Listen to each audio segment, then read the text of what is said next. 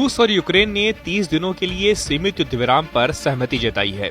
रूसी राष्ट्रपति Vladimir Putin ने अमेरिका के राष्ट्रपति डोनाल्ड ट्रंप के साथ बातचीत के बाद ये फैसला लिया है कि यूक्रेन के ऊर्जा ठिकानों पर अगले 30 दिनों तक कोई हमला नहीं होगा। हालांकि युद्ध को पूरी तरह से रोकने के लिए रूस ने 5 महत्वपूर्ण शर्तें रखी हैं।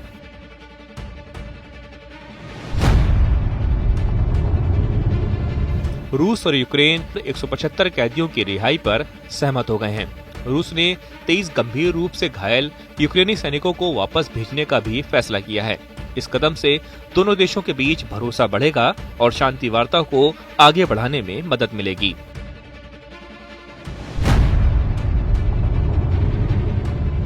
रूस अब ब्लैक सी में व्यापारिक जहाजों या समुद्री संपत्तियों पर हमला नहीं करेगा।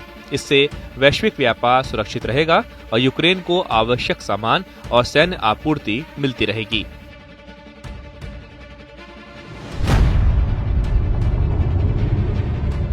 फिलहाल 30 दिनों के लिए युद्ध विराम लागू किया गया है, लेकिन इसे स्थायी बनाने के लिए आगे और गहरी बातचीत होगी।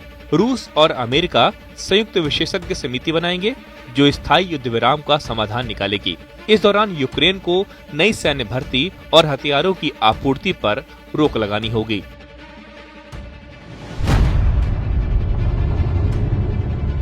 रूस और यूक्रेन के ऊर्जा ठिकानों पर अब हमले नहीं होंगे। ये समझौता दोनों देशों की अर्थव्यवस्था को स्थिर करने और यूरोप में ऊर्जा संकट को कम करने के लिए किया गया है। अमेरिका और रूस एक दीर्घकालिक ऊर्जा संधि पर भी काम करेंगे, जिससे भविष्य में ऊर्जा क्षेत्र सुरक्षित रह सके।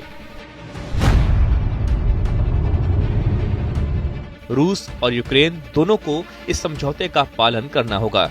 अगर कोई देश इसे तोड़ेगा तो उस पर अंतर्राष्ट्रीय प्रतिबंध लगाए जा सकते हैं। ये सिर्फ अस्थायी युद्ध विराम है, बल्कि स्थायी शांति की दिशा में एक बड़ा कदम माना जा रहा है। अब ये देखना दिलचस्प होगा कि पुतिन और ज़ेलेंस्की इस समझौते को कैसे आगे बढ़ाते हैं और युद्ध को समाप्त करने के लिए ठोस कदम उठाते हैं।